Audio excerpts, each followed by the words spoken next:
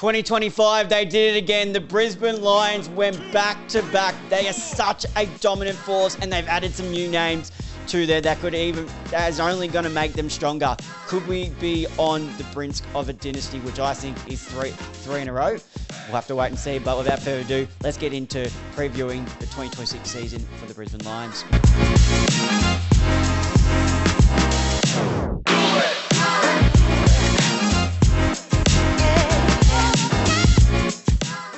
Hello everybody and welcome back to the Up the Guts podcast. Joining you as always is your host, Trent D'Alton. And as you would have saw, we've already posted one, but we're going through each 18 clubs with the season preview. So now we're going to start off, we're going to kick it off with the 2025 premiers and the 2024 premiers.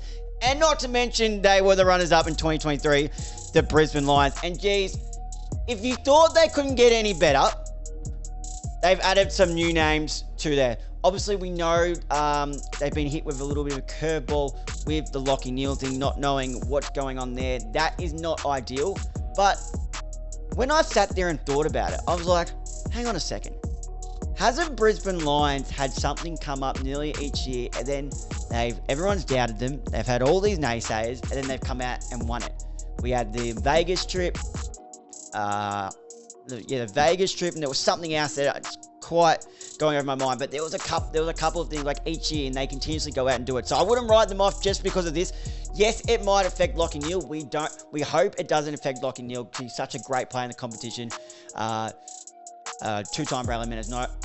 In no way am I saying what he did was right, but I'm saying as a fan, I hope it doesn't affect his playing and the Brisbane Lions. But that's all I'm going to touch on that. I don't want to dive into areas that I'm not know of, and probably that you guys are not interested in. So we're here to preview the Brisbane Lions season, and the names that they brought in is in big circumstances. It was when this was dropped.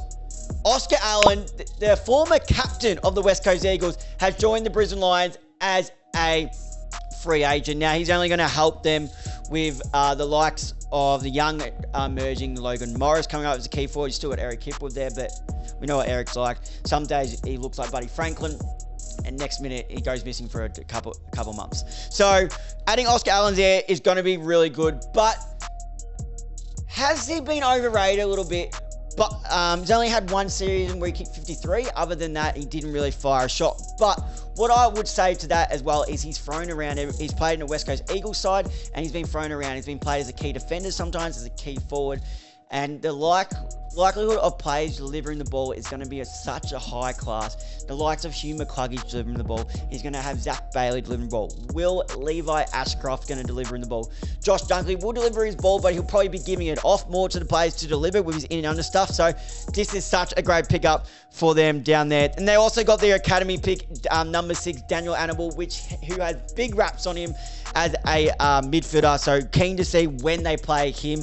Not only did they pick up Oscar Allen, but speaking of Oscars, Oscar McInerney obviously retired, injuries caught up to him, but then they've gone out and got free agent Sam Draper from the Essendon Football Club.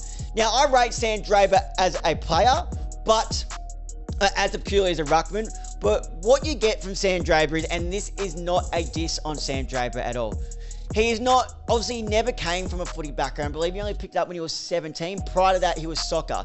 And you can kind of see that in the way he plays. He looks a bit different, looks a bit unique the way he gets out around there. But what you get from Sam Draper is 120% at all contests. He's going to throw his body out. He's going to throw his body in the way. He's going to give it his all. And he has the athletic ability, which is why Essendon originally would have shown some real interest into him to have that X factor. That running goal of the year was extraordinary for a ruckman. So he has that capability, and you know he's going to give it 120% every time. Even if he does look a little bit awkward sometimes, he is such a great player who is physical and has that X factor as well. So great pickup there for replacement of Oscar McInerney there. Now, outs, we mentioned in the last episode, if you haven't already watched it, make sure you go ahead and watch the Adelaide Crows one. Calmarchi was delisted. Big talk about there, obviously going across to the Adelaide Crows. The whole scenario that went on there. We just mentioned Oscar McInerney retiring. Devon Robinson was also delisted. Now, Devon Robinson, we've talked about him in previous years, missed his chance of going over to West Coast when he could have been traded. Not sure why he didn't do it, because with that such big midfield, and talented midfield. He was never getting in front of. He was never getting in front of like Neil, never getting in front of McCluggage, never getting in front of Dunkley. Then you had Will Ashcroft. Then we had Levi Ashcroft, who I expect will play more midfield time coming into this year now, especially if Lachie Neale takes his leave of absence any longer. I'll love to see that. The two Ashcrofts going at it. Zach Bailey will run through there, who looked really, really good when he was given some midfield minutes. Just a bit of dash through that middle. Big body too, swipes off tackles. And Cam Rayner obviously will run through there. Might run through there a little bit, but they often like to keep him to stay at home down there. So if we look at their key defensive stocks, Harris Andrews and Jack Payne obviously lead that out. Two solid distributors. Obviously, Harris Andrews being one of the best key defenders in the competition, and it says it's going to be a club vote or a leadership vote, but I'm assuming he'll take the sole captaincy with Lachie Neale stepping down as well. Jack Payne is another one who can just lock down and play his role as well, and Darcy Gardner's just that ultimate role player down there. We also saw a little bit of Dario Joyce, so we'll see if we see him a bit in the 2026 season. Love Jasper Fletcher as a defender. Really went to leaps and bounds in 2025. Didn't get to see much of Tom Doherty when he did his injury preseason. We saw him a couple of times later in the year. Dane Zorko obviously found himself a new spot off the half-back line. All-Australian down there. Still going at 36, I believe he is. So, yeah, Keaton Coleman, 2024 was his year. Then that injury interrupted him. If I recall, we might have saw him at the back end of 2025, but we'll see. Hopefully he can get back up and running for 2026, because 2024, 2023, he showed what a electric player he is. He's run off the back line, but he's beautiful use of the footy as well. We also saw a little bit of Shadow Brains. We'll see if we see a bit more of him. Ryan Lester, ultimate role player. For about 7 or 8 seasons, it's well documented that he was on 1-year contract and just kept battling. Noah Ainsworth, another one, a really good lockdown defender. And I'm a big fan of Darcy Wilmot. He's different. He's the newer generation type of player, full of energy, a bit cocky. Backs himself in, but his run and dash off that half-back line has been phenomenal ever since he really debuted in a finals, which is not ever going to be an easy state itself. So, big fan of Darcy Wilmot. Now, their midfield is stacked. We mentioned that just before. Dunkley, McCluggage, Jared Berry is another one who I thought had a little bit of a down 2025 season. Hopefully, he can get back to his best. I'd like to see him do some tagging roles. I think that's when he was at his best. But when he's listed as a midfielder, but then they also moved into a half-back, and he was really good there. So is that something that they'll persist with in 2026? We'll see. We'll have to wait and see about that one. Mentioned Will Ashcroft, Lachie Neale, Levi Ashcroft, obviously, hopefully get some more centre bounce time. Daniel Annable, we mentioned. Sam Marshall, we saw into the back end of last year, also from their academy. So some really good signs as well. He's going to be a star. Zach Bailey, we mentioned, he's now listed as a midfielder. Bruce Reville, one of the club and fan favourites. Whenever he gets the ball with the old Bruce chant, playing off that wing, gives it 110% as well. So that's their midfielders. Rucks, we mentioned, Sam Draper, and then Darcy Fort, such a handy backup ruckman to have down there. And they've also got Zane Zokruleski, I hope I said his name right there, to back them up. Key forwards, we mentioned Oscar Allen, Logan Morris, but we also saw Ty Gallup take a game from the scruff of its hands when he kicked, I think it was 4, might have been against my Pies, but we saw that. Henry Smith we saw a couple of times, and Eric Hipwood as well. Cody Curtin, one of the new recruits. Forwards, they're pretty, if they all stay injured, if they all stay fit, they will be good. I'm hoping Kyle Lohman can stay fit, because I'm so excited whenever he plays. Almost at the Norm Smith medal around his neck in 2024. Had money on him too, so I was up and about when he kicked those. I think it was 3 first quarter goals and 4 or 5 in the first half. I was like, here we go.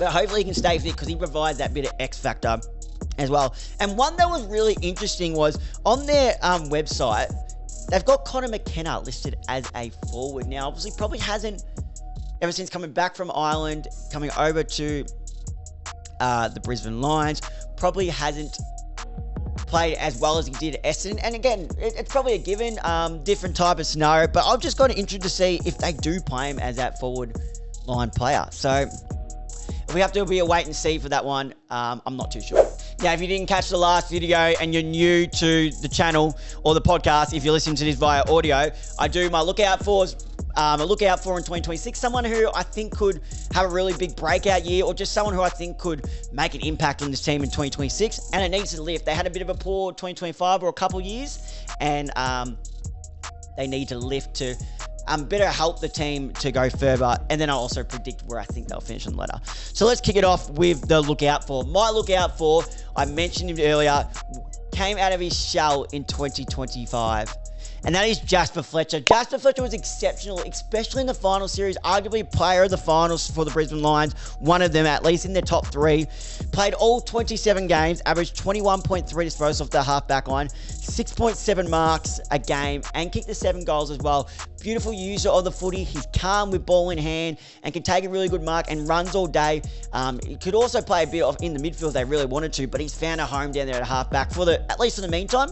Not knowing where he goes in the future years, but he was exceptional in 2026, and I can't wait to see Jasper Fletcher go at it again in 2026. Now, mine needs to lift. This one may be a bit harsh, but I thought there was periods of time, and there was definitely talks in the media where he could have been on dropped from the team basis, but Chris Fagan just kept backing him in because of what a quality player he is. And that's Charlie Cameron.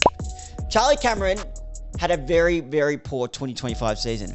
Okay, he still kicked 32 goals. That's not bad. But he went missing in so many games. There was games where he'd have 1 or 2 disposals, and that's just not the Charlie Cameron we know. The Charlie Cameron we know is kicking 40, 50 plus a season, and he just didn't have the same impact. At the end of the day, it didn't affect him. They ended up getting the flag, but I think we need to see a bit more of the Harley celebrations, Charlie getting up and about, kicking those goals, running back to the goal square. We want to hear some more Take Me Home Country Roads. And when Charlie Cameron is impacting the Brisbane Lions, they are almost unstoppable.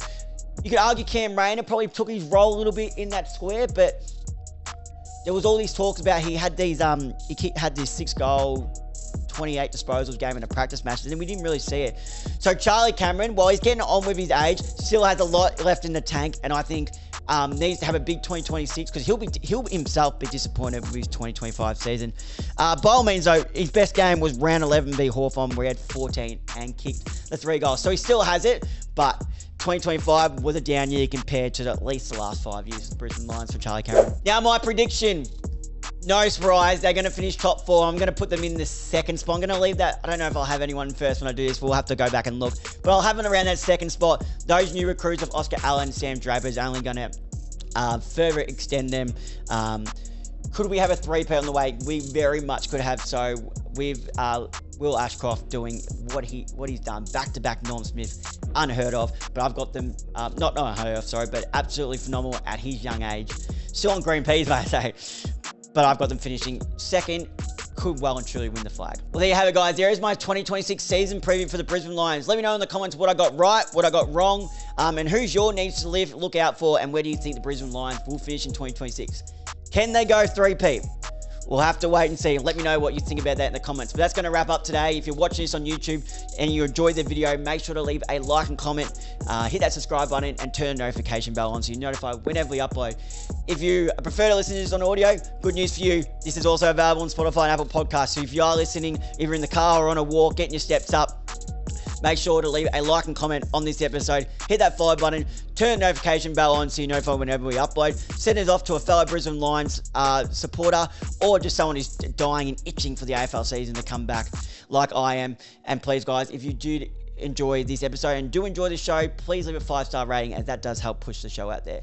Thank you guys for listening, and until next time, I'll see you guys then.